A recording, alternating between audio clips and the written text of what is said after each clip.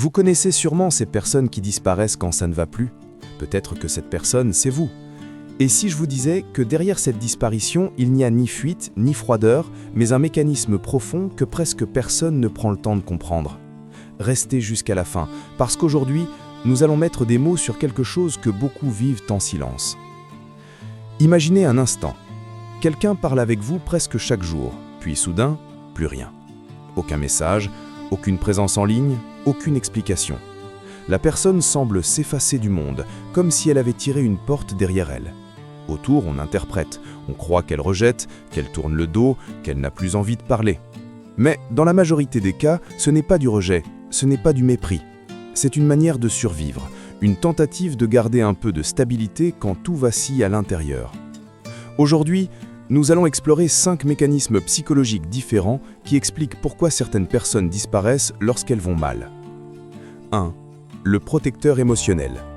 Ce sont des personnes qui portent en elles une idée très forte, ne jamais devenir un poids pour les autres. Quand elles traversent une période difficile, elles pensent que partager leur douleur serait importun, serait trop, serait dérangeant. Alors elles s'effacent doucement, presque discrètement, comme si disparaître était la meilleure façon de préserver ceux qu'elles aiment. Elles lisent les messages mais n'osent pas répondre. Elles ferment les notifications pour ne pas avoir à expliquer ce qu'elles ressentent. Et elles répètent « je vais bien », même quand leur cœur pèse lourd. Elles disparaissent parce que, dans leur esprit, c'est le geste le plus bienveillant possible. Elles se taisent pour protéger. Elles s'isolent pour ne pas inquiéter. Elles préfèrent s'effondrer seules, plutôt que d'ajouter une ombre à la journée de quelqu'un d'autre. Ce sont des personnes qui aiment profondément, mais qui croient que leur douleur doit rester cachée. 2. Le cerveau saturé. Ici, il n'est pas question de choix ni de volonté. C'est un mécanisme biologique presque automatique. Quand une personne vit un trop-plein émotionnel, le cerveau peut entrer dans un état de surcharge.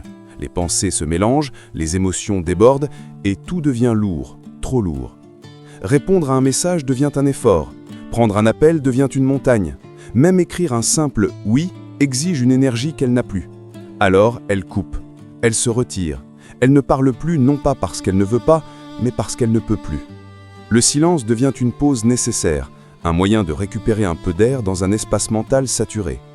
Les personnes de ce profil disparaissent comme une batterie vide, non pas par manque d'intérêt, mais par manque de ressources. 3. Le contrôleur de dommages. Ces personnes ne craignent pas d'être blessées, elles craignent de blesser. Elles savent que lorsqu'elles vont mal, leurs mots risquent d'être plus tranchants, plus rapides, plus maladroits. Elles ont peur de dire quelque chose qui pourrait blesser quelqu'un qu'elles aiment, ou de réagir d'une manière qu'elles regretteraient ensuite. Alors, elles choisissent le silence. Elles disparaissent le temps de retrouver leur calme, leur lucidité, leur douceur habituelle.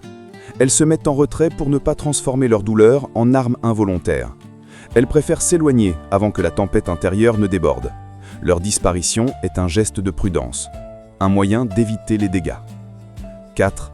Le masque social fatigué.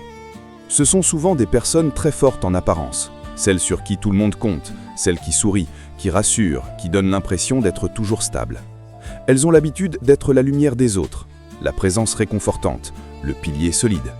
Mais ce rôle épuise. Et parfois, derrière le masque, il y a un être qui n'en peut plus. Quand elles vont mal, elles ne savent plus comment jouer le rôle qu'on attend d'elles. Elles ont peur qu'on les voie fragiles, peur qu'on découvre qu'elles ne sont pas toujours aussi fortes qu'elles le paraissent. Alors, elles disparaissent. Non pas pour fuir les autres, mais pour éviter d'exposer une vulnérabilité qu'elles ne savent pas encore accepter. Elles s'effacent pour ne pas décevoir, pour ne pas inquiéter, pour ne pas montrer ce qu'elles considèrent comme une faiblesse. Leur silence est un refuge contre le regard des autres. 5. Le silence défensif. Ce sont des personnes chez qui chaque émotion est ressentie plus fort, plus profondément, plus intensément. Quand elles sont blessées ou dépassées, même une question pleine de bonnes intentions peut les déstabiliser. Elles disparaissent parce que, face à la douleur, le monde extérieur devient trop bruyant, trop exigeant, trop lourd. Elles se retirent comme on ferme une porte doucement pour ne pas laisser entrer le vent. Leur silence n'est pas un message, c'est un bouclier. C'est une manière de se protéger de la moindre secousse émotionnelle. C'est une façon de dire, sans mots, « je me répare, laissez-moi un peu de temps ».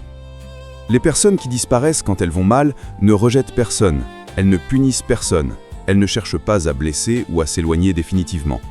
Elles essayent simplement de survivre avec ce qu'elles ont, dans l'état où elles sont.